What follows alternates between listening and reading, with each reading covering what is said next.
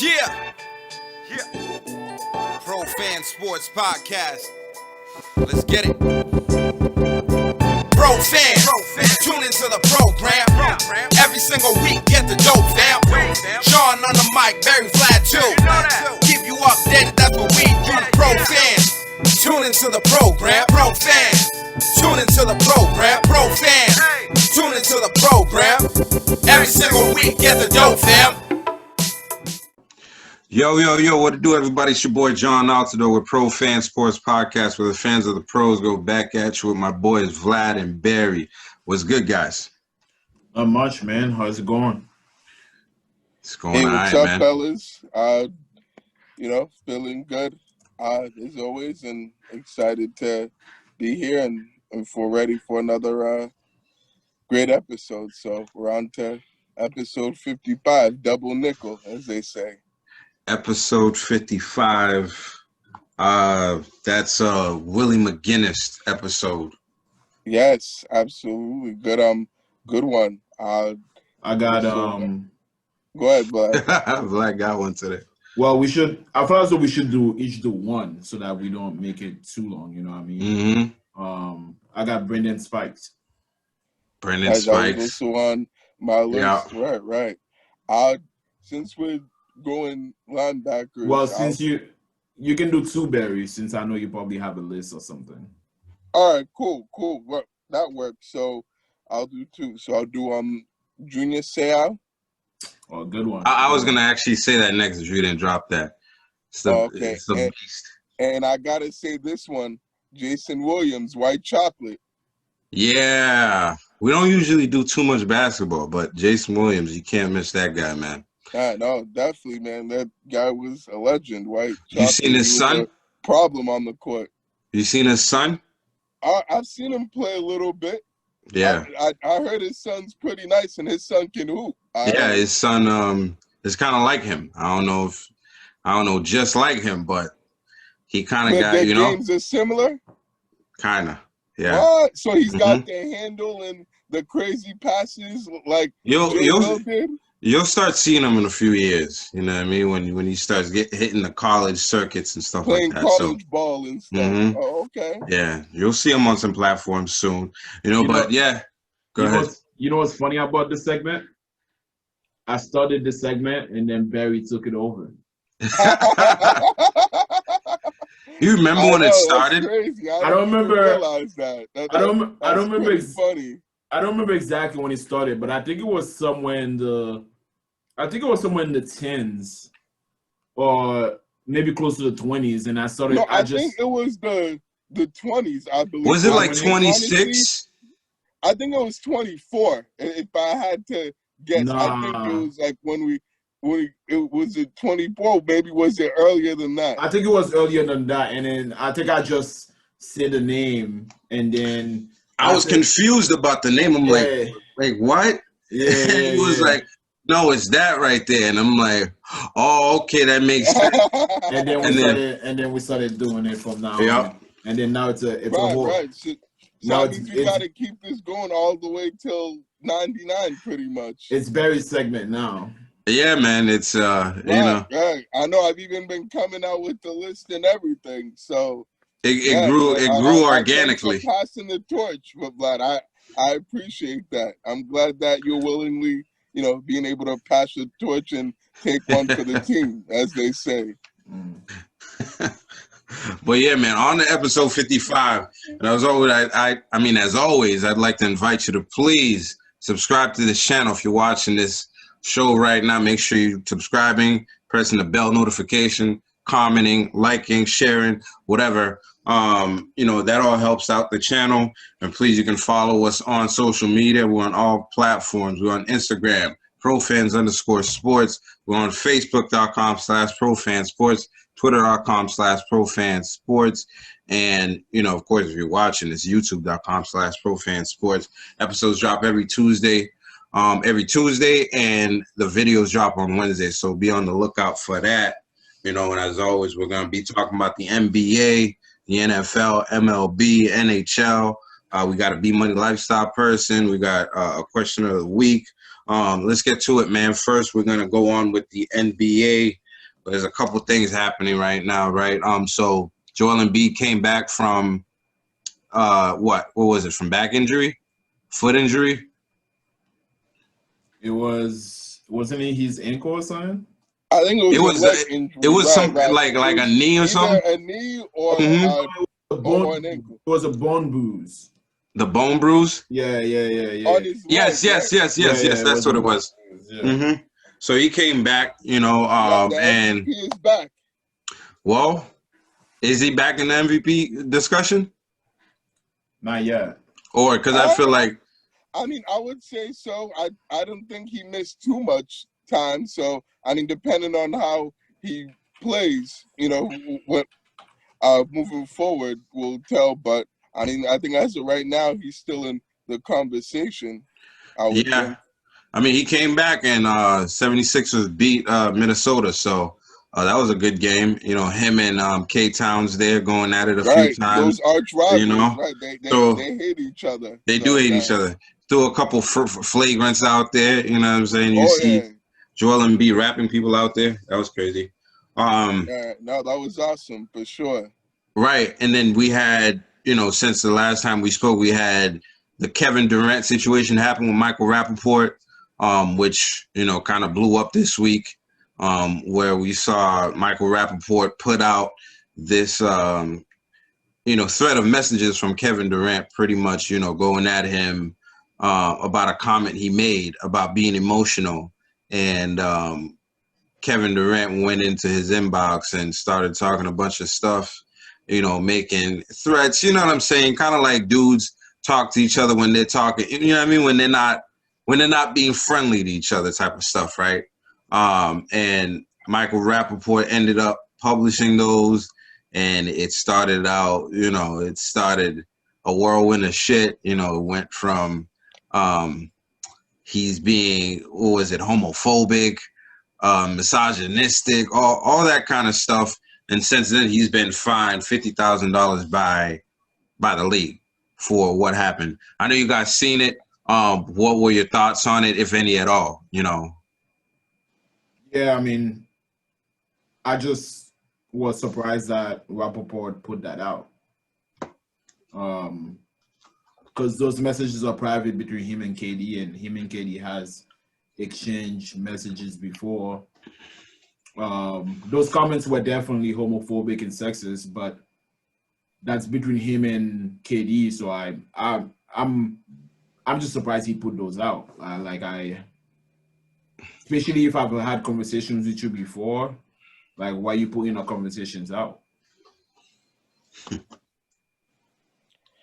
Yeah, I mean, I thought, man, that I was pretty appalled, by the comments and what had transpired in that conversation between Kevin Durant and Michael Rappaport. I know those guys have had beef and have gone at it in the Public past stats. and I know there's really no love lost between the two.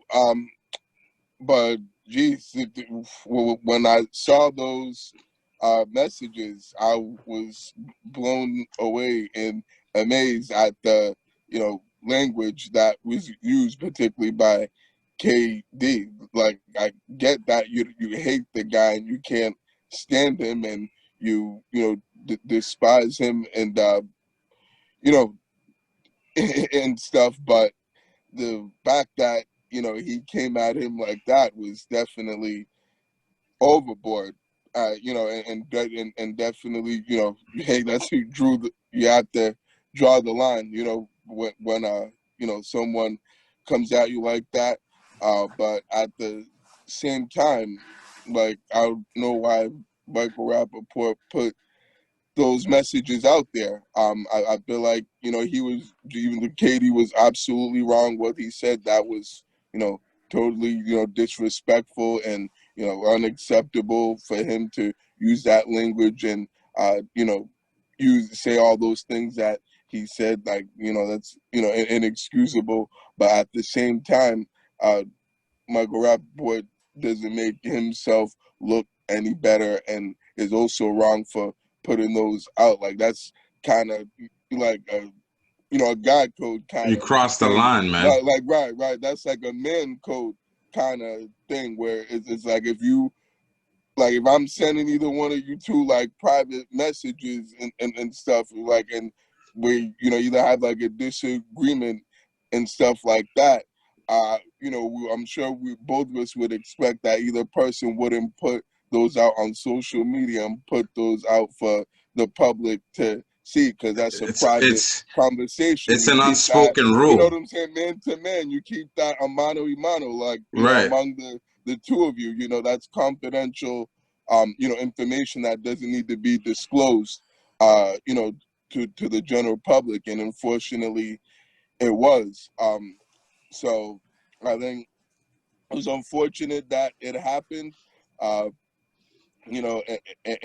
I feel like, KD could have apologized, more for it.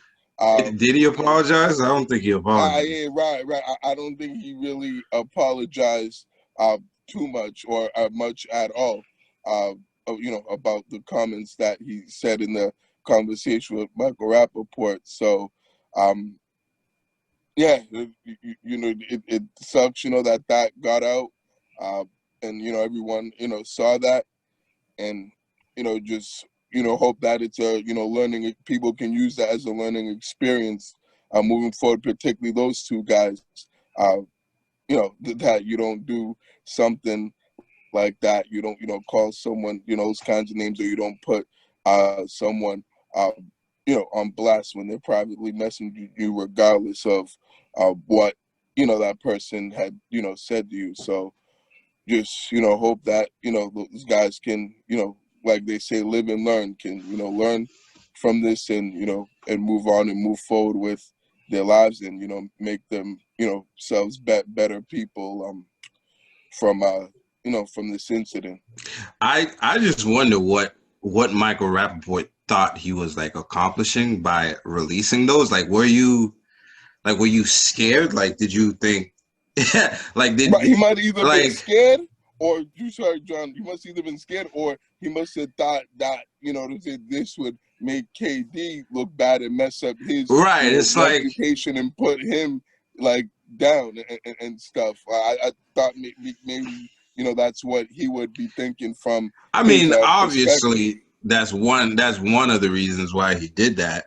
But it's like at the same time, like you said, he didn't do himself any favors by doing this. You know what I'm saying? It's like, I mean, not to even bring it up, this guy has a lot of like black fans, and all of us is just like, all right, man, that was pretty corny, Right, that was whack. Now you're not invited to the barbecue, none of that shit. Fact.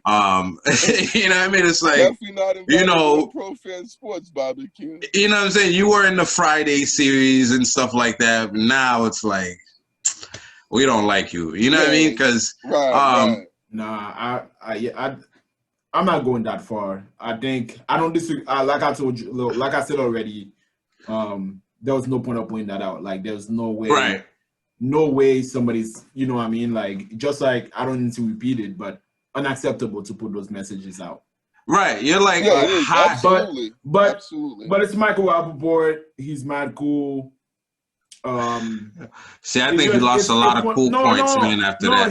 He did. Absolutely. I agree, John. He definitely lost some, but it's like, bro, don't ever do that shit ever again. Right? and then once like, is already enough. Once is already nah. Like, listen, for me, I'm doing that. Like, that shit's petty. For me, you're a rat, bro. I can't even like go you're with a grown man. Like, why are you putting that out? Yeah, you can't handle your business privately with another grown man one-on-one. Like, come on, bro. Like, nah, that wasn't cool at all, John. He definitely lost a lot of respect from me. And me too. Like me the too. Guy prior to that. I liked him too. I liked him, and then just boom, like, yeah. Now I don't. Really he actually came out and he said that he didn't think that's what was gonna happen. You know what I mean? Like he feels bad. It's like, what do you think was gonna happen by you putting out those messages, man? Like, Exactly. you know what I mean? But the other thing too, you know, what, like 2 weeks ago, Myers Leonard said, anti-Semitic Semitic slur, right? slur on Twitch or whatever, and then he was fined 50,000, suspended a week, and now he's been traded, and now he's out of the league, right? Yeah, He's he not was really out of released the by league, the but he was released by OKC, OKC, right? Which essentially means you're out of the league because you're not on the team. pretty much. You know what I'm saying? And Kevin Durant, with everything that was put on display, got only 50,000. You know, there wasn't no week suspension. You know what I'm saying? Like, do you guys think that's a double standard? Nah, I mean, I understand what you mean, but it's like, I think you're taking into the context that he was private messaging somebody. I don't know. I mean, I think there's a little bit of a double standard because KD is like A superstar? superstar, and Leonard is a nobody. So it's like, you know what I mean? But at the same time, none of us feel like, oh, bash KD, bash KD. You know what I mean? None of us feel that way. None of us feel as though KD. Well, I mean, no offense to anybody, I didn't even know what the word Miles Leonard used was. So I wasn't like, yo, bash Miles Leonard. Yeah, like, oh my God, he's such a terrible person. Whoa. I didn't say that, but I was like, yeah, once you go there, you like, bro, like, why you even going there? Especially you're on Twitch, you're in public, people are listening to you. It's like, you know what I mean? It's like me and you sitting at home having a conversation. Mm-hmm. There's certain things I'm going to say to you that I'm never going to say outside. You know what I'm trying to say? See, the thing is, you are on Twitch or whatever, but like, it's in between you and somebody else, isn't it? No, well, no, other people can watch it. Other people can watch it? So Yeah. other people are seeing it. Yeah. I didn't know that. You can like broadcast yourself playing? That's what someone else, but that's what Twitch is. can watch you, right? No, I've heard it. I'm old. I'm old, you guys. I'm older. Okay. You know, so I don't know Twitch like Let's not talk. We're doing a lot of talking over each other right now. you know, we get excited. We get a little excited. Yeah, but I didn't know about Twitch. I mean, I heard about it, but I didn't really know what it was. I'm like, is that a game or something? You know what I mean? Yeah, but you play video games and stuff, and people watch you while you play. I don't play video games, so I'm the wrong person for that stuff. Yeah, you know what I mean? I don't even play like the 2Ks and stuff like that. But right. Your question, John, was it a double standard, or is it a fair punishment for KD, and is it a double standard that he didn't get the rest of the stuff that happened? Well, I think I was actually looking this up, and apparently the highest fine that you can get for for an incident like that was $50K. So that's why they fined both, KD and Myers Leonard the same amount. Amount, because the by the CBA and by law of the NBA, you can't fine a player or anybody that works for the NBA more than that for using like a slur or for saying those kind of things that KD said. So I think that's as much as the league could do. As far as whether it's a double standard. Barry, before you go, what about the fact that Myles Leonard was suspended a week or something? Right. Why wasn't KD suspended a week? Because they both got the 50,000. 50K. But one was suspended and one wasn't. No, that's a fair point and a good question. I think the league could have certainly suspended, KD for, some time. When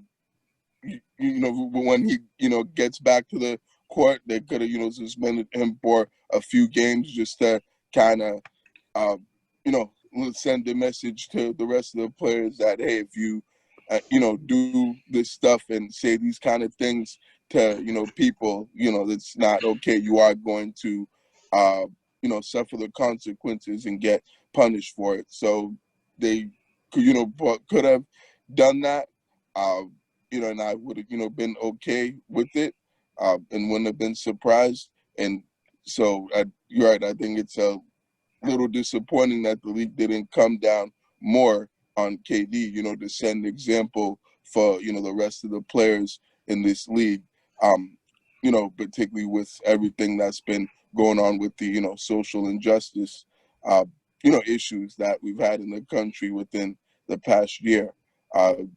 So it's unfortunate that they didn't punish him more for that outside of the fine. So, but you're right. Possibly him being KD and him being one of the faces of the league, could have possibly been a reason of him not getting as much of a punishment as Miles Leonard. But they still could have done more to punish him and to, make him, pay the price a little bit more for his actions. I think I definitely see where Vlad was coming from when you said that, maybe it's because it's like a private message thing, like you guys said, Miles Leonard was on a public platform, and, there's a way you conduct yourself, and, what he said was against the whole community and stuff like that, which some of the stuff, KD said is from, is against a whole community in itself as well. But what makes it even more crazy is that he actually invited the guy to like meet him at a corner to like, have a physical altercation with him. You know what I'm saying? And like called him, he made a lot of threats. Let's just say that, right? And to me, like based on conduct policy and stuff like that, I would imagine that would warrant, maybe like, at least, listen, this thing with Miles Leonard happened a week ago. Apart from KD stuff, I wouldn't be mad if they got at least the same punishment. I mean? There's no way KD is gonna get, released and, traded or whatever because he's KD. But like to avoid, conversations like this, you should have just like given him the same punishment and, get it over with. Like the guy wasn't playing for weeks anyway. You know what I mean? Like if he missed another couple of games, like it wouldn't have done anything. Kill him, right? You know what I mean? But I definitely think it's somewhat of a double standard, for him just getting the 50K and kind of like, brushed it under the rug. You know what I mean? Swept it under the rug kind of thing. But you know what? The league has preferential treatment. We've always known that, and it's not changing. It's not changing this year. But that was a pretty crazy story. Andre Drummond started with the Lakers. And he was on the court for about 2 quarters, and he suffered a toe injury. I believe he like lost a toenail, and his toes messed up a little bit. So that was not a well-lived debut for him. Isaiah, not at all. Yeah, Isaiah Thomas, IT time. He's coming back on a 10-day contract with the Pelicans. So welcome back to the league, IT. Yes, I think the league is a better place with you in it. I definitely want to see him ball, especially in the blowouts, and see what he can do. Me too. Yeah, man. Speaking of coming back, KD is going to be possibly coming back this week. We were just talking about that he was out, and now he possibly will be coming back because that's what Steve Nash said, the head coach. So he may be back as soon as the 5th. So we'll see what happens. Harden from the same team, he missed a game with hamstring tightness. He left the game previous with some hamstring issues, and that's why he was out of the game. Drew Holiday reached an extension with the Bucks, 4-year, $160 million contract. Rajon Rondo made his debut with the Clippers on the 4th, versus the Lakers, I believe. So that was pretty cool. LaMarcus Aldridge debuted with the Nets, and immediately hit his, step back, fade away, mid-range jumper out there. Had Kyrie going crazy. So he was looking out good out there. Gordon Hayward surprisingly, but not very surprisingly, will be out with a foot sprain for 4 weeks, which actually kind of means that he's out at least 4 weeks. So that pretty much kind of means like he's out for the rest of the season because there's 5 weeks left in the season. And that's definitely bad for his team because now LaMelo's out and he is out. And that's definitely not good for team chemistry and, helping them win games. So it's going to be a struggle for them. DeMarcus Cousins signed with the Clippers as well. Now they got a big man and a point guard in Cousins and Rondo. Rondé Hollis signed with the Blazers. He was previously with Toronto Raptors. I believe the Nets took number 1 seed for about a game, and then now Philadelphia's back on top as the number 1 seed in the East. So these guys are probably going to flip-flop for the foreseeable future because we only do have 5 weeks left, and they're the cream of the crop in the East right now. So, I don't see anybody else coming in that fold right now. Dennis Schroeder from the Lakers turned down an $85 million extension with the Lakers. So that was pretty big. People want him to stay there. But you'll see a lot of players do that because you'll get more money on the open market. You know what I'm saying? Like, as opposed to, Is that his first contract? No, this wouldn't be his first contract, but this would be his, first big money contract, I believe. I mean, that's what I meant. Right. Like, his first big money. Like, he doesn't want to sign for 85, right now when he could go and actually. He wants at least 100 mil. Listen, at least. If he plays well, he could possibly get a max from some dumb team that's willing to do it. you know what I'm saying? We saw Evan Turner. We saw Evan Turner left here on like a $70 million contract. After he played sparingly with the Celtics. Yeah. You know what I'm saying? So there's a team out there that's always ready to We saw what happened to Gordon Hayward and Al Horford. Now, you know what I'm saying? Teams that just will do this shit. You know what I mean? So he doing himself a disservice. When we give out the bags to average players, right, to rejuvenate the fan base. Just to get a name that can get everyone excited. I can see the Magic's doing that. I can see the Rockets doing that. Yep. A couple of teams out there I can see doing that. Shoot, I can see the Knicks doing some shit like that. You know what I mean? Even though Tibbs is there now, so let's hope. He is. Right. And they got, better GM there and stuff, better management. So I'm sure they wouldn't do that. But those bummy teams that are desperate for talent, I'm sure would just throw out a lot of money at a player like that just to, try to get something on there, that a notable name that can at least help them, get better. So listen, the Celtics could do something like that. They don't got the cap space for that. Too many big contracts. They're talking about moving Kyrie Irving and stuff. I mean, not Kyrie. What's his name? Kemba Walker and stuff. So, I don't know. We ain't got the cap space for that. We already got our hands tied with that contract. You know who I like actually? That could be something. A player. I think his name is Juan Madar or something like that. One of the dudes we actually drafted this year. He's in the Israeli league. The one that we drafted and stashed. Right. He's like a 6'3" point guard, lean. I was seeing some highlights of him. He looked good. Okay. He can hoop. He can hoop, man. So I'm excited for the future a little bit. And lastly, with the NBA news, Anthony Davis is rumored to be close to returning to the floor, and that would be good for the Lakers because it's been a struggle without their top 2 superstars since him and LeBron has been out. And now we're gonna move into the Celtics, right? Did we talk about Drew Holiday's deal? Yes, we did. Oh, okay. Yes, sir. He signed that 4-year extension. That's right. He's trying to get something like that. Well, good luck to him. He's not gonna get that, but he's gonna get something like Terry Rozier or something. Remember that? Right.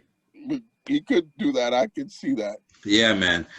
So on to the Celtics. Since we last spoke to you guys, the Celtics went and played 4 games. First, they lost to the Pelicans 115-109, lost to the Mavericks 113-103, 108. And, things didn't look very well, with those games at all. And then since then, it's kind of like maybe there's been a switch or something that's happened, or maybe the team that they played have just been They played- trash. Sorry to talk over you, but they played 2 sucky teams. That's it. It's not. It's not. There ain't no switch that It's they not a put. switch or anything. So you guys. They played the Rockets. Yep. And The worst team in the league right now. Exactly. Second to worst team. That actually, technically, the Wolves, the Timberwolves, are the worst team in the league. They're like a game, behind the Rockets. That's crazy. Yeah, which I just looked up today when I was looking at the standing, because I just wanted to see if the Rockets were the worst team, and yeah, surprisingly they're not. I thought they were, but I guess the Timberwolves are worse than them. And then they played the Hornets. The Hornets, they played 116-86. Another bad team. So they're not a bad team. They're not a bad team, man. With injuries. Well, they're a bad team right now. When the Celtics played them, they were a terrible. They were a terrible team. Like Gordon Hayward. The team they have now is trash. Gordon Hayward. That's fair. Gordon Hayward is not there. LaMelo Ball is not there. What do they have left? Right, their 2 best players pretty much aren't there, right? Yeah, man. That's true. Listen, I was trying to, give the fans, a little optimism. You guys just fucking crushed it. Exactly. Like, I was trying to, paint a little, glimmer of hope. You know what I'm saying? It's like, come on, man. It's false hope, though. Listen, but I'm trying to be a homer. I'm trying to be on the wagon. You know what I'm saying? And you guys, man. Anyway, they won their last 2 games, against mediocre team, Vlad would like me to say, okay? That's what. Their upcoming games against the 76ers, if they win against the 76ers tomorrow. That's a real win now. Is that a real win? Now we're talking, yeah. Okay, and then the following day on the 7th, they play the Knicks. If they win against the Knicks. Another good team. Solid, okay. If they don't beat, quality win. They have so many reasons to beat the Knicks. Yeah. They have to beat the Knicks because it's a New York team. Boston, New York, everybody knows that rivalry. No matter the sport, there's always a Boston, New York rivalry. Mm-hmm. The Knicks are like one of the teams in the NBA that's really sucked the past 30 years. Mm-hmm. Another reason. And then third reason is the last time we played the Knicks, they beat us by 30. They did. Remember that game too? 30. That was Kemba Walker's first game back, and they blew us out in the Garden. If you're not upset, TD Garden, right? If you're not upset enough to get revenge on the Knicks, I don't know what to tell you, man. Okay, so then right after the Knicks, they play the worst team in the league, Timberwolves, on the 9th. Yep. And then, another big team that's coming on is the Nuggets on the 11th. So if they beat the Nuggets. If they beat the Nuggets, yeah. Okay, all right. That's a big beat the Nuggets because the Nuggets are balling. Well, go ahead. There's 3 games that are important. I'm not even counting the. I'm not counting the Knicks, the Timberwolves, yeah, because they're garbage. Yeah. But if they win 2 out of those 3 games, the game against the Sixers, the game against the Nuggets, and the game against the Knicks, if they win 2 out of those 3 games, I'm gonna feel good about it. Okay. Because they had to win against the Timberwolves. So we'll see. Those are upcoming games for the Celtics. Right. On Celtics news, Romeo Langford, we talked about him a few weeks ago, asking where this guy has been. He's been out, with the wrist injury. Well, with the wrist surgery, he had wrist surgery in the offseason. And yesterday, out of nowhere, he made his debut. And with little time on the court, had some impact. He looked all right. He looked all right. Well, he did, John. Another thing to note is that he also caught COVID as well, so that's what kept him out even longer. Listen, he actually ended up getting COVID and was on the COVID protocol and everything, and had to, spend more time like getting his conditioning back up and everything. Kind of like when Tatum had COVID and they had to, spend some time getting his conditioning back, to well enough where he could play. So that's what even kept him out longer, besides him having the wrist surgery. Yeah, man. I mean, it was a welcome sight for me because I actually like Romeo Langford a little bit, man, and I think he has potential. Not to like gas him up or anything like that, but the guy was actually pretty big coming out of high school. Even in college, at Indiana, I believe. Yep, went to Indiana, yeah. He was a leading, scorer on his team, like leading playmaker. So I think he can do some things, and with the little time he had on the court, you could see he made some impact. Granted, it was against one of the mediocre teams. He still looked good, and welcome back Romeo Langford. They destroyed the Hornets by 30, so that was crazy. Evan Fournier, we talked about him a couple of weeks ago when he signed here. Evan Fournier. Oh, he's your guy again. Yeah, okay. That's my man's right there. All right. Sir. Yeah, he debuted, I believe, against the Mavericks, and he went 0 for 10 in that game. And people were down on him, and since then he played the Rockets, where he went 7 for 7, in the fourth quarter in 3 points. I think that was actually his career high. So he went from hitting 0 shots, career low, to hitting career high in 3 points.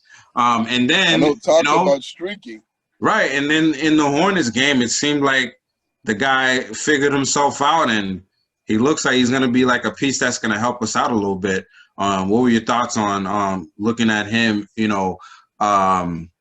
much knocking the rust off and, getting back to himself on the court? Well, I'm more impressed by this. Well, the Celtics played 2 sucky teams, like I said earlier, but the game against the Hornets was the most complete game I saw the Celtics played all year. They were moving the ball like they never moved the ball before. Yeah. When I was watching the game against the Rockets, and I was looking at the stats, Jason Tatum had, I don't know, maybe 32 points or something. He had 0 assists. 0 assists. And wow. To me, that's not basketball. Like, yeah. You're one of the top, you're the top dog on the team, and you're not making anybody better. You're scoring just for yourself. Like, he had 32 points and maybe, I don't know, 4 rebounds, 0 assists. That's unacceptable to me. That's against the Rockets, too. Exactly. I didn't like that at all. I like the win against the Rockets because obviously it's a win, but the basketball wasn't there for me. It wasn't basketball. It was just, it's a bad team. You're going to win eventually. But against the Hornets, the ball was moving. Guys were looking for the extra pass. Like, they were penetrating the paint. They were kicking the ball out. Guys were spacing out. I was actually really, really impressed. But every time I'm like, oh, but it's still the Hornets, though. You know what I mean? Like, so I want to see them do that consistently, and I want to see them do that against the good teams that we just talked about, the Knicks, the Nuggets, and the Sixers. As far as Evan Fournier go, I mean, he had 2 good games against 2 sucky teams. I want to see what he does against the good teams that are coming up. Maybe he is helping with some of the ball movement that's going on. But he seems like a good player, a good addition so far. Yeah, no, I certainly like what I'm seeing from my guy Evan Fournier. I certainly didn't like what I saw the first couple games, and no one did. He started out pretty cold, and stuff. Been those first 2 games not really making any shots and making any plays. But certainly, the last couple games, he's played much better and played like the player that we expected to, like we that and why we brought him here. We can see what he's capable of doing, providing that scoring off the bench, Another, knockdown shooter, and we, desperately needed another knockdown shooter that could, make shots, outside of JT and JB. It, and also, give, take the pressure off of those guys as well, so they don't have to, you know, score as much and carry, as much of a load offensively. So that even when one of them's on the bench, if they put Fournier in, he can still get the job done, and play well enough until, one of those guys comes back in. So I think we've seen, him, play, much, better and much more like what we saw him play in Orlando for a good amount of, time. So I, certainly like what I'm seeing from him, and hopefully we can continue to see that from him, moving forward. I'm glad that he didn't let those bad games phase him, because sometimes players can get down, and not really be recover from that from a confidence standpoint. So it was good to see him bounce back and and play better, after those two rough games. As far as how the overall team has been doing, they've been looking better. Even though against not the best competition, I like certainly what I'm seeing on both sides of the floor. Particularly, with the offense, I'm seeing more connectivity. So I'm seeing, like Vlad said, ball moving around, moving it from side to side. Guys also, what I'm saying, setting more screens for each other and actually cutting to the basket and cutting hard, not just, what I'm saying, cutting to go through the motions, actually cutting with the purpose, like they, want to score and, and want to make a play. So I've been, seeing a lot more of those, backdoor cuts and, a lot more activity on the offensive end, which is great, and which is exactly what, they should be doing, how they should play, because that's what Brad Stevens' offense is when it's executed, perfectly. So they've done a better job with that. They're playing good team defense. The defense is, better. I'm seeing more energy, more effort, more activity on the defensive end. Guys communicating, and not missing their assignments and their rotations. So they've certainly improved that. On the last two games, so they're starting to formulate good habits here. It's just a matter of keeping up those habits and doing it for 48 minutes and doing it against better competition, and against better players, which we're going to see this coming week, with the schedule that you just said, John. We got a pretty tough schedule outside of the Timberwolves. Those three teams are playoff teams and really good. So we're going to see what this team is made of and how good they really are, and if those habits are, actually real and or what we've seen the last two games, or if it's just because they played, two really bad teams. So, yeah, we're looking forward to seeing how this team does this week. It's a big week for them, and and hopefully they can keep it going and keep playing together on both ends of the floor, because that's what Celtics basketball is. Yeah, I mean, for me, I love seeing Evan, figuring it out there.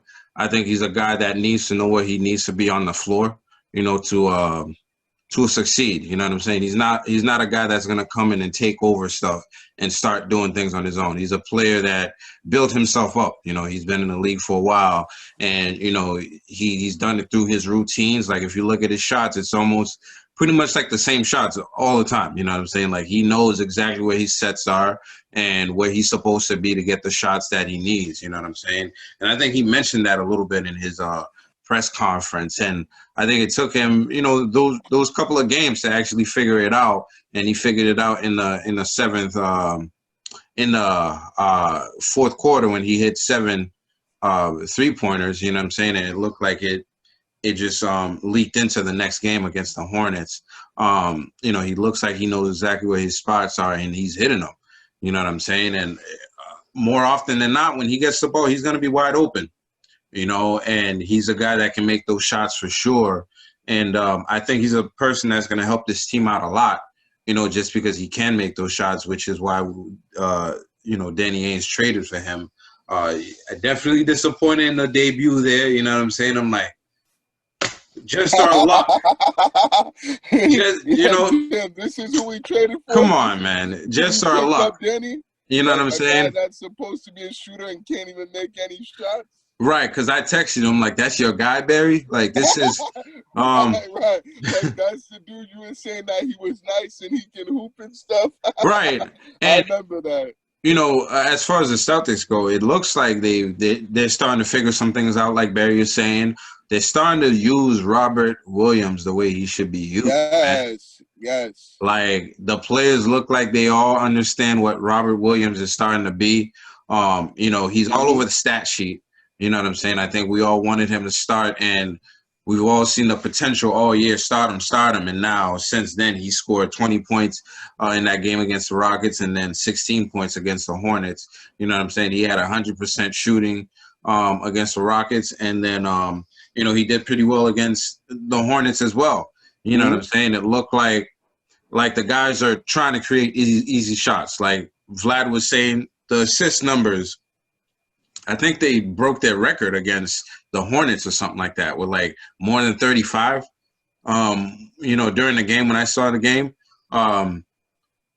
it was just good basketball. You know what I'm saying? Good Celtics basketball, moving the ball, finding the open guy, and guys were actually hitting their shots. You know what I'm saying? A lot of times the Celtics live by the three and they die by the three. And, the last couple of games we've been hitting the threes and, hitting timely shots.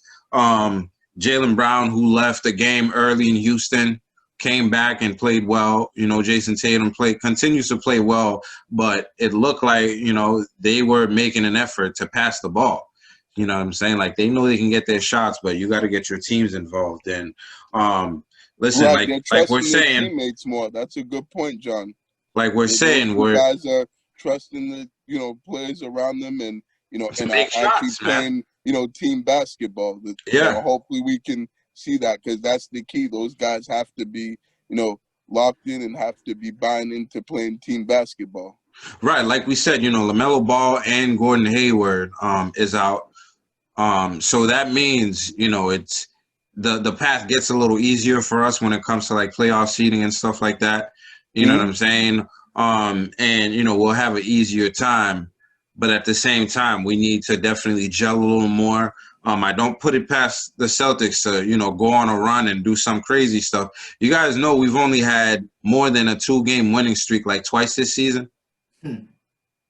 Really? That's it. We've only had more than 2-game winning streak. That time when we started the season like 8-3 or something like that? This season. Yeah, we started this season like 8-3 before. So that was the first one. That was the first one. Got COVID. Right, that was the first one, and then we had another one, and we haven't had another one since. Wow, that's crazy. If we win 3 games in a row, that will be the first time this season that we've done that, and I think that's freaking crazy. You know what I'm saying? Goes to show how inconsistent this team is. Listen, we haven't won any notable games. I think we won against Milwaukee. But the second time we played Milwaukee, we beat them. Right. But that was about the only game. So we'll see what happens. I think one thing, a question we had from Adrian Mack in Northampton, with the regular season ending in a little over a month, what coaches do you think will be let go?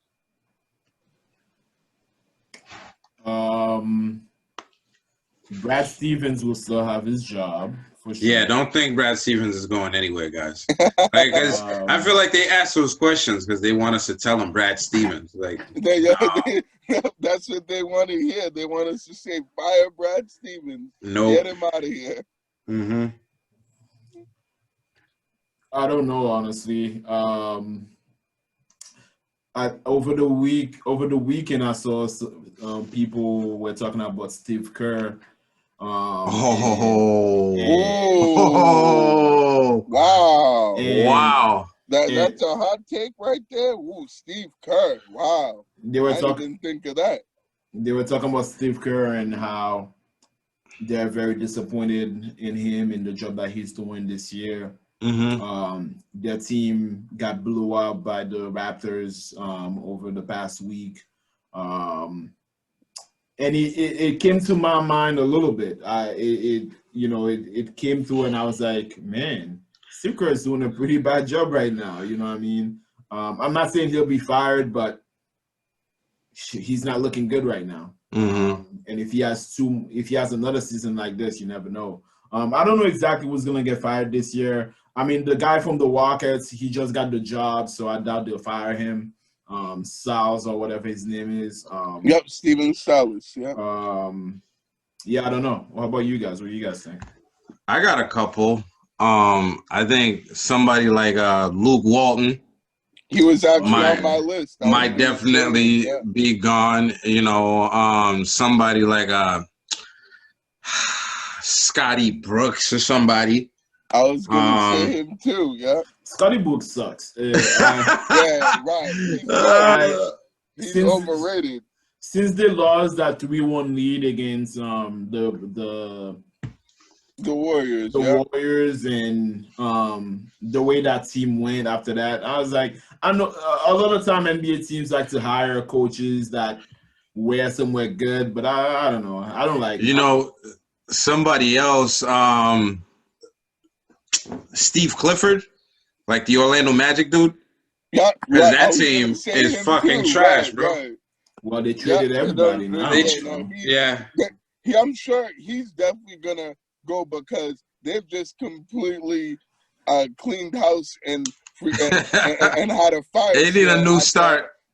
At the trade-up deadline. So, you know, you've already traded all your best players and 7 your all-stars, so you might as well get rid of the coach and clean house and, you know, start from scratch if you're rebuilding and tanking. So who's over there? Who coaches the Timberwolves? Luke Walton.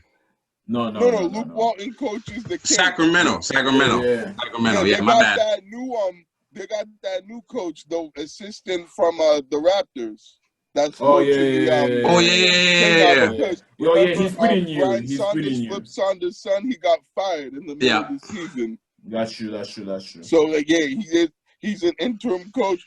They're probably gonna hire a new coach this offseason and and look for someone else to take that job. Other guys that could get fired, I think, are the Pistons coach Dwayne Casey. Oh yeah, that sucks, man. Like he fell off hard, man. From Toronto to where he's at now, man. Coach of the year to this. Exactly. Right. To being the worst team in the Eastern Conference. Yep. Yeah. I know it's crazy. I think he's the type of coach that can coach like a team that's building. Yeah. Like the Magic, if the Magic want to hire him to build the team up, even the Houston has a coach right now, but a team like that, I feel as though he can build, but I don't believe in him to bring me to the chip or anything like that. I don't think he's a team builder. I think he's somebody that does well with established stars. Right. In my opinion. You think so? Yeah, because like when he was with the Raptors, with Kyle Lowry and then but he didn't bring those guys anywhere though. He brought them to like the Eastern Conference Finals. Yeah, but LeBron, came through and every time. Sweet. That's why he got fired. Out the broom. Yeah. They were the best in the league in the East, and then LeBron came through. That's why I think he's more like sweeping. Yeah. I mean, I get what you're saying with established stars. Maybe he can bring them together and make them play Right. well, but he can get you over the hump, bro. No, I'm just saying that because he's been with the Pistons and hasn't done shit. You know, That's I mean, true. a building team, and it's like now you lost Andre Drummond, Blake Griffin, like. But the Pistons has like I feel as though the Pistons haven't been one of those teams that have draft capitals that are like, you know what I mean? They just who have they been drafting to like even be good? They haven't drafted anyone really. That's Like, what I'm saying. The Like only one that team, the only notable I can think of is Stanley Johnson, and he's okay. He's an that team, all right role player.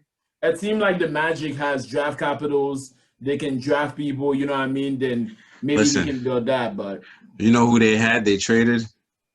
I thought the Celtics were gonna get Christian Wood. Oh yeah, they let him go in free agency. How good would he have looked in the Celtics, bro? Oh, whew. Bro, Yeah, he would have looked nice. He would have looked real good. a big man, Sure. dude. Oh, that would have Anyway, been a real good addition. Real quick, I was just gonna say, you know what they used to call the Raptors when LeBron kept sweeping them in the playoffs? The LeBronto Raptors. Yeah. Mm-hmm. Because right, like he legit owned the, owned the Raptors, and yeah, they couldn't. I think Shannon Sharp called him like the baby dinosaurs or something like that. Because he's a LeBron fan. But did you have any last coach? Because I wanna definitely get through that right now. Yeah. So just the last coach was the one from the Cavs. Okay. Yeah. Two coaches I'm thinking that might be sneaky.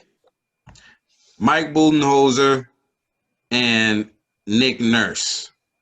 You know what I'm saying? Nick Nurse, because of the situation with the players, the players not liking him and stuff like that with Siakam and then Kyle Lowry, you know what I'm saying? And Budenholzer, because he's had a top team in the East for so long and hasn't done shit with him the whole time he's been there. So they could get rid of him, if they think he's the reason, because none of his teams have performed in the playoffs. They never perform. He doesn't change. He doesn't change anything. It's like you keep having 60-game winning teams not going anywhere in the playoffs. It's something got to change. Right. No, but Sean, that's the same thing he was doing with the Atlanta Hawks when he used to coach the Hawks and stuff. And I feel like the Milwaukee Bucks are kind of turning into that version of the Atlanta Hawks, a really good regular season team, but they always come up short and come up small in the playoffs, and and the biggest games when it matters the most. So for sure, that's him. That's his reputation, man. Thank you, Adrian Meck, for the questions. I hope we answered your questions. I think a lot of those guys that we mentioned are going to get fired. So we'll see what happens. And lastly, congratulations to the women of Stanford basketball team for winning the national championship tournament, in the March Madness Final Four tournament. Congrats to them. And then the men's Baylor and Gonzaga game will be on Monday the 5th. So good luck to those guys, man. Did you guys have a prediction on who you want to win? After all, Gonzaga's been undefeated all year. You guys think they're gonna go undefeated? I couldn't tell you. I do. I think Gonzaga will win and beat Baylor tonight. I think it'll be another close game, like they played on Saturday against UCLA. But yeah, I think they'll win the national championship tonight and beat the Baylor. Yeah, I think it's been easy for Baylor. A lot of the games this playoffs, especially the last couple ones they've played, they've gotten rid of teams. You know what I'm saying? I think when that happens, you go in there with a confidence, and Gonzaga's been in some tough games lately, and especially the last one where they had to win by last second. So I'm picking them to win. But that game was crazy. It's a year of underdogs. Underdog might win this year. You know what I'm saying? So we'll see. So you got Baylor? No. I got Gonzaga. On to the NFL, man. Some news in the NFL right before we started recording, Sam Darnold got traded to the Panthers from the Jets for multiple draft picks, a 2021 6th-round pick, 2022 2nd-round pick, and a 2022 4th-round pick. So now they got another quarterback in Carolina. Since then, rumors have come out that they're either going to move Teddy Bridgewater or restructure his contract. So we'll update you guys on that. But that definitely has some stipulations on the draft and what, Carolina does if they do move Teddy Bridgewater. And, when we talk about the draft, we'll tell you guys a little more about that. Jimmy G, 49ers said they were going to keep him for the season. That he's their guy. That he, what are you laughing at? Because I'm not buying that book from the I know. This is what they're gonna keep Jimmy G from the season when they just traded up to the number 3 pick in the drafts. I think it's ridiculous. You really can't trust. You can't trust them. You can't trust. Yeah, no, I definitely don't trust them. That's for sure. Right. Laughable. So they are asking for a 1st-round pick for Jimmy G. If you want him, offer up your 1st round, and you can get him. I will see. That's simple, huh, John? That's simple, baby. We're not gonna trade him, but he's 1st round. You got 1st round. You got him. You know what I mean? Yeah, ship him right to you. But bubble wrapped. You know what I mean? Because he's fragile. For real, I like that one. Bubble wrap. For real. Well, now that we know, he's definitely gonna need them bubble wraps because with he's fragile. Injuries, that's the only way that's gonna keep him fresh and for real. At least try to keep him. Get him into the season for next year. Get him into the season. The Jets will be picking Zach Wilson at quarterback, obviously, because they just traded their starting quarterback. So Zach Wilson will be again. Zach Wilson. Well, they don't have another choice, unless they pick Justin Fields, which he is falling down, draft boards like crazy. So they will be picking Zach Wilson. Everybody wants Zach Wilson right now because he's the guy that's climbing the charts, based on the throws that he made without no pass rush. So we'll see what happens, when he meets some pass rush. Right, for real. Larry Fitzgerald is supposed to be announcing his retirement before the start of the season. One of the greats, we've ever seen. Whenever that happens, we'll let you guys know and update you. Shout out Larry Fitz. Yeah, John Lynch and Kyle Shanahan attended Mac Jones Pro Day, which, tells you they might be in on Mac Jones at the number 3 position because they traded up to get a quarterback. For sure. Right. So we'll see what happens with that. Those guys be lying. All the facts. For real.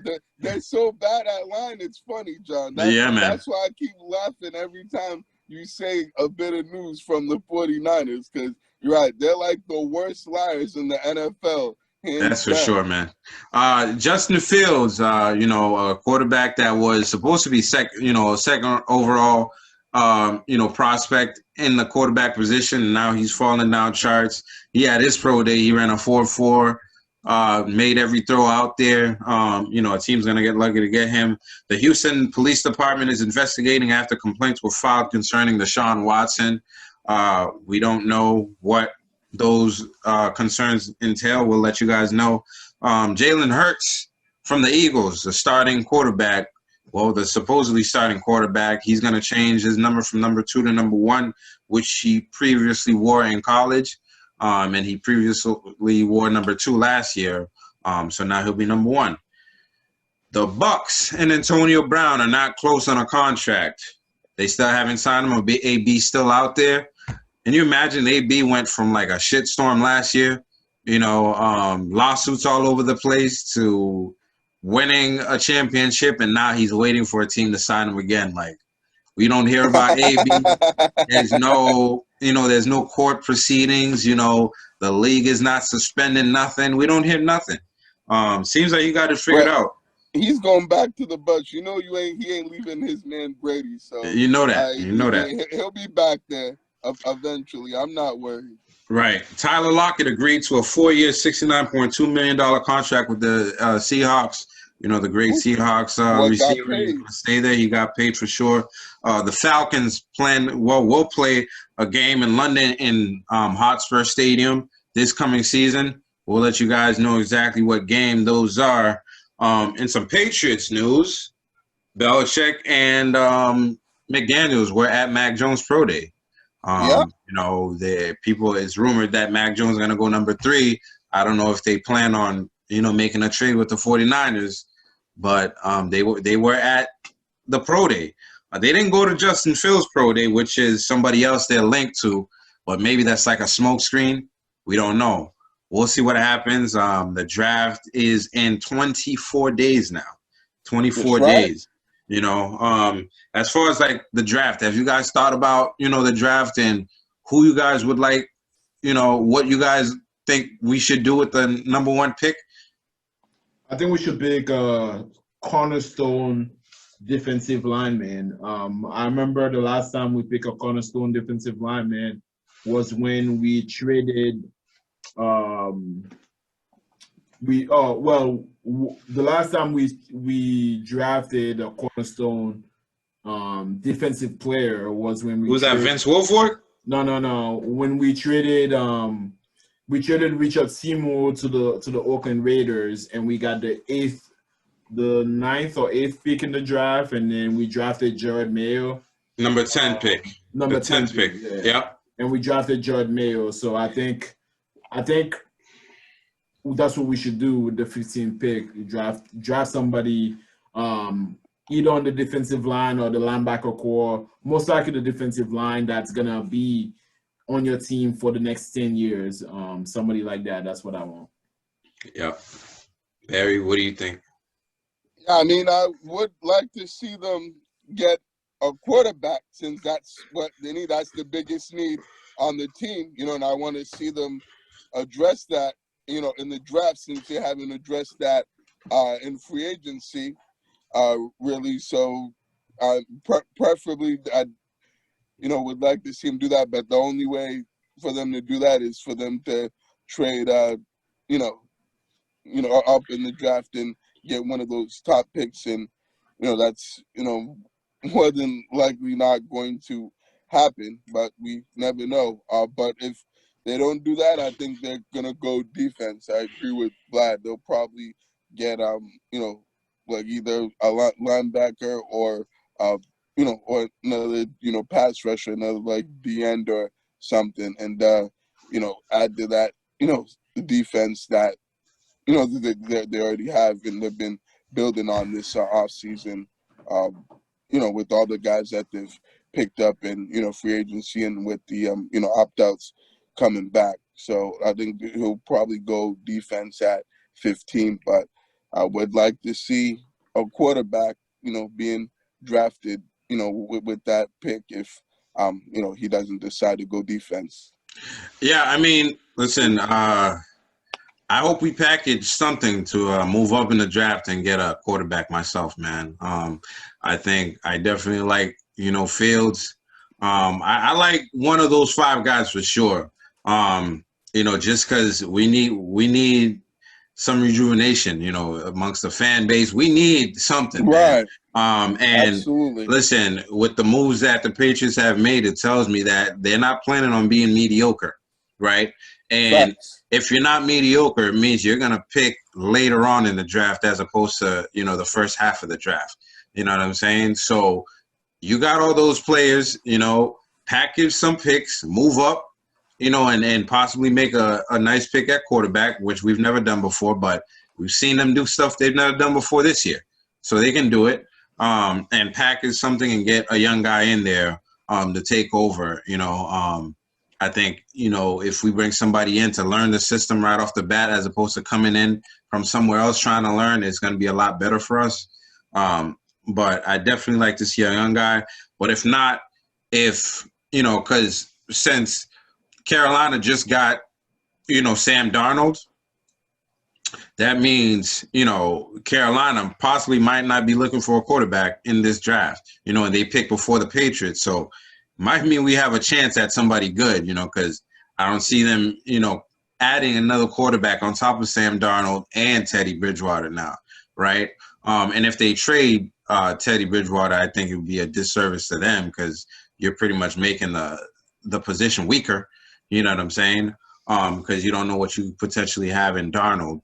But definitely a signal caller would be my number one choice. But if not, there's some really nice linebackers in the draft this year.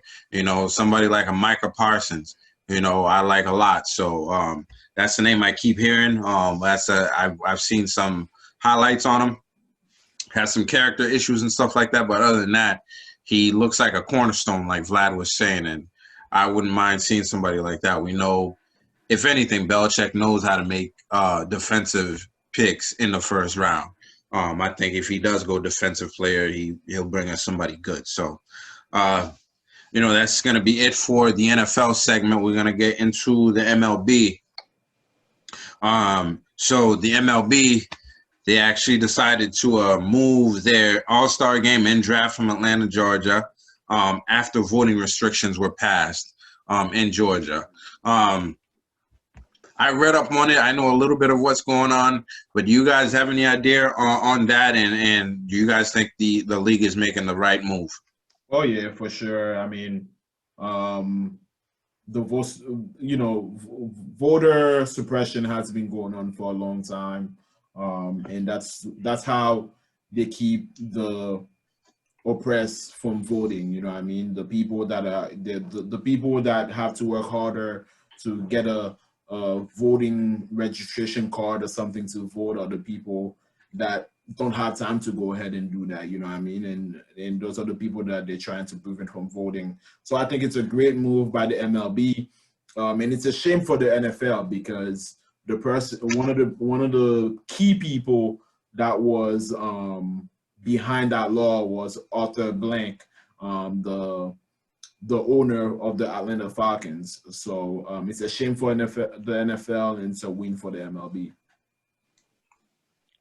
Yeah, no, I certainly am with Vlad and agree with the MLB's decision to move the All-Star game out of Atlanta, Georgia. I think, it's certainly a really good move for them and a really good look, for them to do that. I'm glad that they're, standing up for, what is right and against, voters oppression. I know, Vlad was saying that's been an issue, for a long time, and in the state of Georgia. And I didn't even know about that thing with Arthur Blank until you just said that. So you're right, that's really unfortunate. That he's actually for that law and for that law that was passed in that state. So I'm glad that the MLB is finally standing up and for change and doing something that is actually making a difference and is the right thing to to do for them, since they usually don't make these kind of moves. So it's good to see them finally change the tides and and start to turn things around, Right. from the standpoint. Not to veer off, off course right now, but I think we definitely have to speak about this. Paul Pierce, the other day, he was on Instagram Live, with, kind of like drinking, playing dice or whatever he was playing, and he was smoking on some stuff. He was smoking on some good, you know what I'm saying? Like, he was listen, he was on that Henny, he was on that loud. He was on that loud, and it just came out that ESPN has parted ways with Paul Pierce because of this situation. Wow, so I had to. No, you had to mention that. Wow. Yo, okay. I didn't even hear so, about that. Wow. So I was actually on the IG live when Paul Pierce was on. I was like, Paul Pierce is live? I was like, yo, what is happening? Like, I'm like, yo, I thought Paul Pierce. I saw the live video. I didn't see it. Listen, I saw it after the fact, and yeah, man, that dude I'm like, was lit. That dude listen, was gone. I thought Paul Pierce was a married man. Like, why is he in here with these strippers? You know what I'm saying? Like, Yo, for real. When I went on, he's like, girl, you should be here making some money, girl. And then puff. I'm like, yo, Paul Pierce. Paul Pierce is the truth, yo. He's the truth. I commented on it. I'm like, yo, you the truth, bro.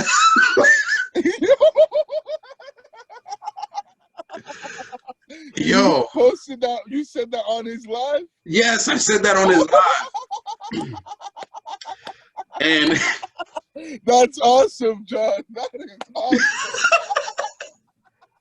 Oh man, is that one of the funniest things you've ever seen? Yeah, listen, I posted it on ProFans_Sport. It had like 7,000 views or something like that. But I didn't foresee this. You know what I mean? Like the whole time. You didn't foresee this. Over it. I mean, listen. He's an analyst. Like he's on his own time. He's at home. Let me tell you something. You crazy. I saw that and I was like, somebody recorded Paul Pierce or some shit. Like, there's no way. But let me tell you. He works for Disney. That's true. Right. ESPN is owned by Disney. You work for Disney and you work for ESPN, whatever, right?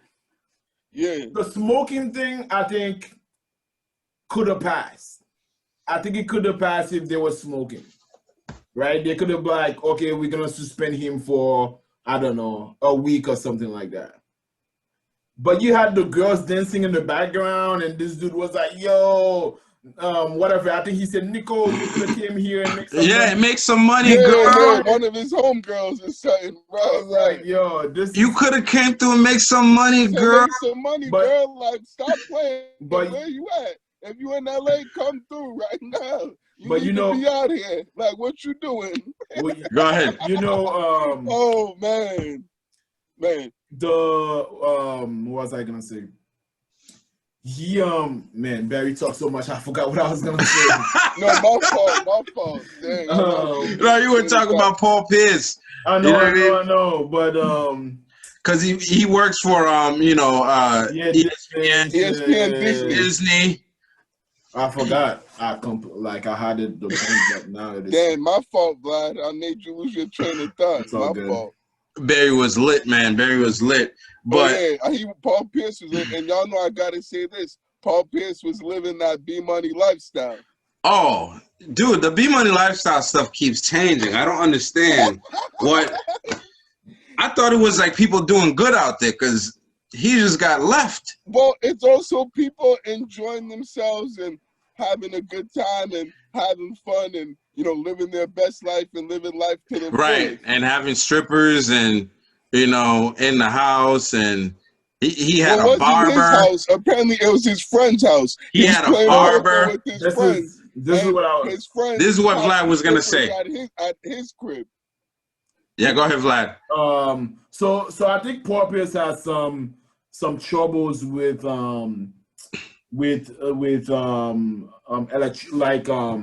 electronics, like social media and and he's like KD. I don't know. Well, KD has some issues. KD has social media problems. That's why he's in people's inbox going crazy. That's why he's getting a fake Twitter account. You know what I mean? But I was gonna say that I don't think Paul Pierce knew that he was actually live to the world. What? In his head, I don't think that's. Damn, you know what I'm trying to say? Like, You know those people at work that you have to like show them how to open Microsoft Word or something. Like, I think KD has that. I don't think not KD. I think Paul. I don't think Paul Pierce knew that he was live. I think he probably thought he was talking to some friend or something. He actually was live with people on the streets, bro.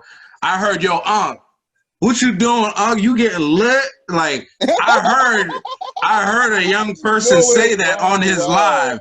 You know what I mean? And somebody was like, oh, it's Chris Paul. I'm like, man, stop messing with Paul Pierce, dog. Like, right, I mean? Exactly. Stop Paul Pierce had a bad weekend.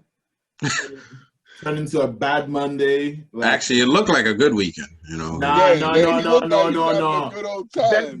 Best believe, when he woke up on Saturday morning, it was a bad weekend. Like, Trust me. It's gonna be a problem on Monday. Yeah, I'm sure he woke up with a bad hangover. I don't know. But yeah, he looked like he was having fun and living his best life. I don't know how you guys didn't think he was gonna get fired. I knew that was coming. To me, it's like, yo, he's retired. You know what I mean? He's just an analyst. He's not like he's killing people. Like he's in a private place on his own. Yeah. But you definitely can't be puffing like that and representing Disney. You gotta work for what's Diddy's channel? Revolt. Yeah, you gotta work for Revolt, son. Yeah, but honestly though, it would be mad cool if Revolt had like a sports show and then Porpius was on it. It would be mad cool if they do that though. But listen, I be seeing like Shannon Sharp bring out the backwoods on FS1. He bring out the backwoods. He bring out the Henny. But backwoods is cigar though. Backwoods. Yeah, we all know what he's talking about. Yeah. We know, right. But backwoods is cigar, so. Right. I'm telling you, I'm pretty sure if it was just marijuana, I think it would have just been like a suspension or something. Yeah. If he was just smoking marijuana, talking to the fans or something, I'm pretty sure it would have been like a week suspension, something like that. Listen, man. But you out here, like you just can't do that. Listen. Man. He can come work for Boston Sports TV and stuff. You know what I mean? They'll gladly. Nesson, they'll gladly take him at Nesson. Or like NBC Sports Boston. FS1, I don't know, one of them. You know. Right. Listen.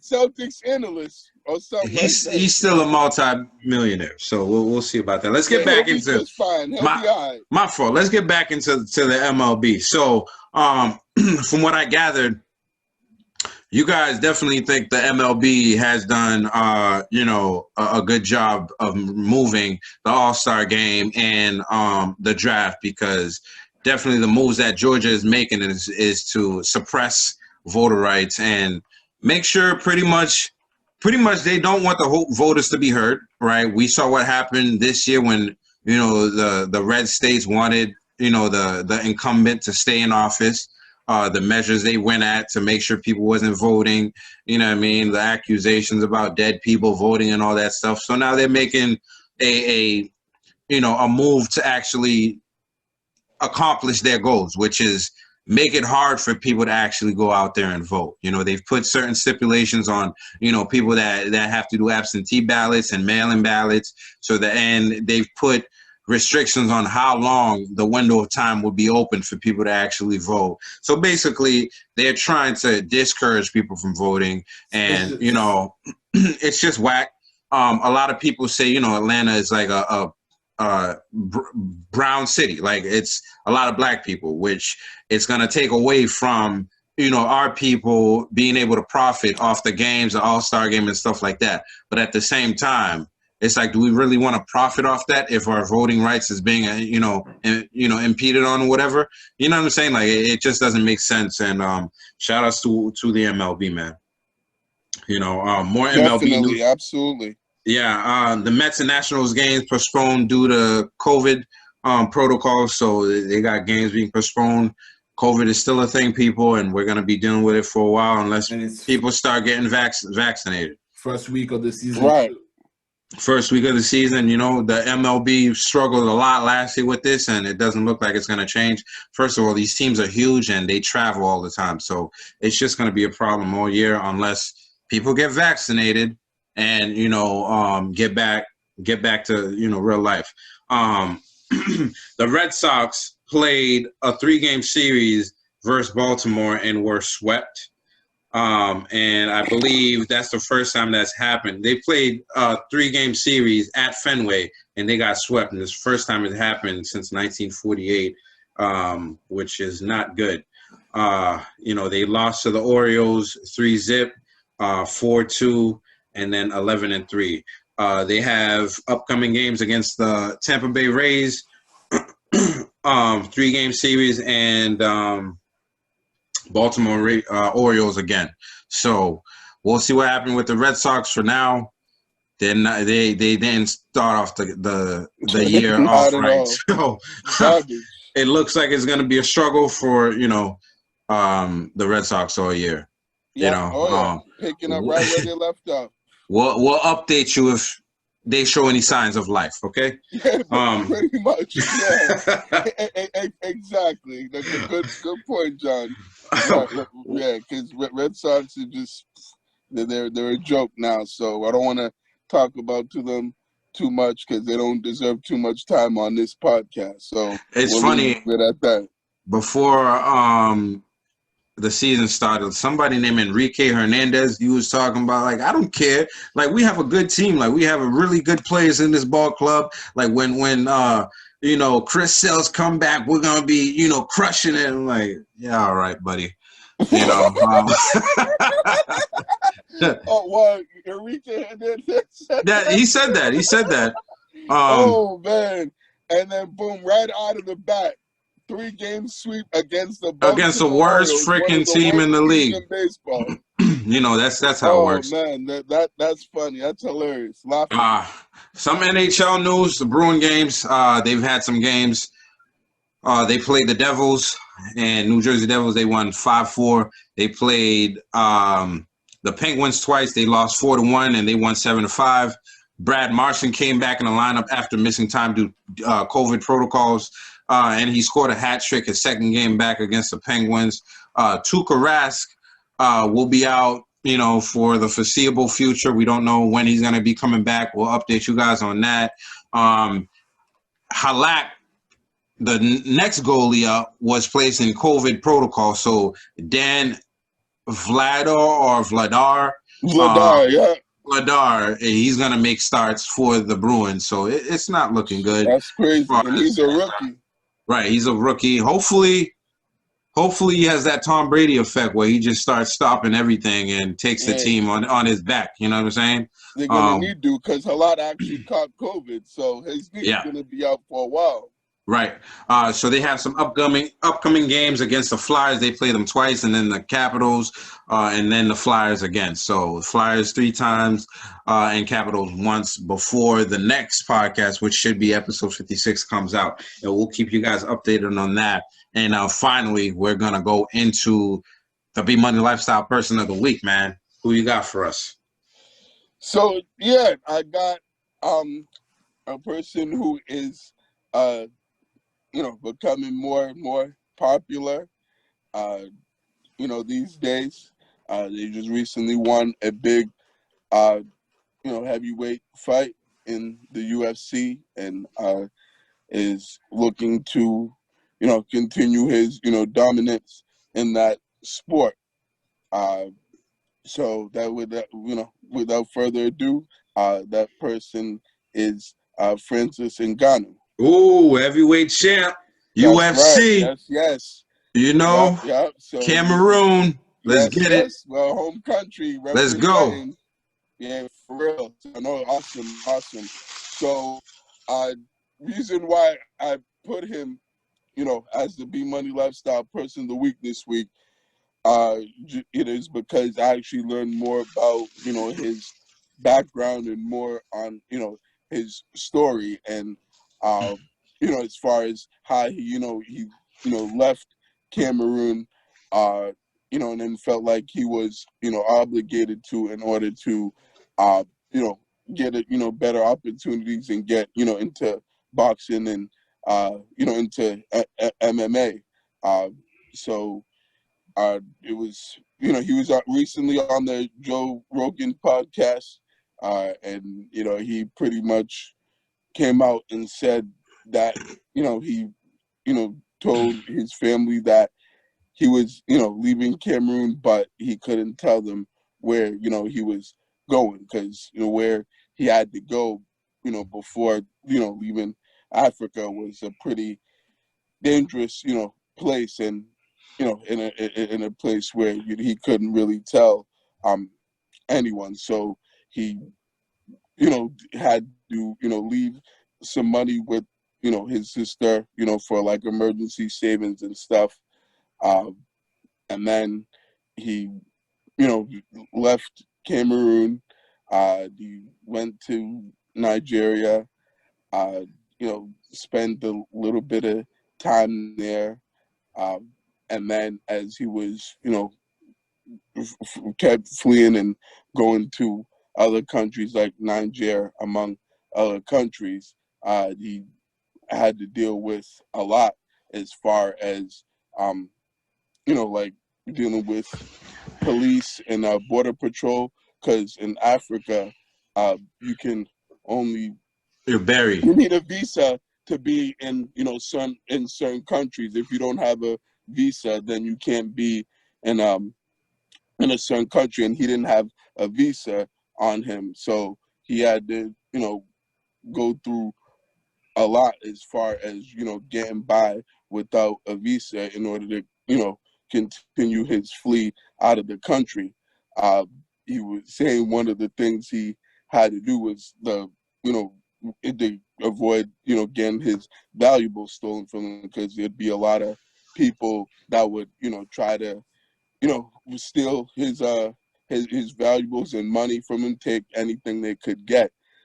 So it was interesting. He said that what he had to do was put his money in a plastic thing, and he had to swallow his money, physically, actually swallow it, and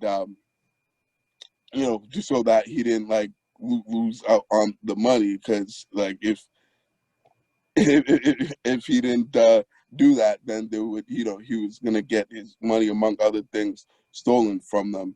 So he, had to, deal with that, and then he went to the Sahara Desert, a place where, it's the biggest desert in Africa, and there's a car that drives you through the desert in order to get by the desert and stuff, and there's a lot of people that are in this car. So pretty much, yeah, he had to go in the car with a bunch of people, and they drove him from one side to the other, but it wasn't guaranteed that he was actually going to make it to out of the desert onto the other side. And if anything happens to the car, then that's pretty much it right there. They legit, the car breaks down in the middle of the desert, and he's screwed.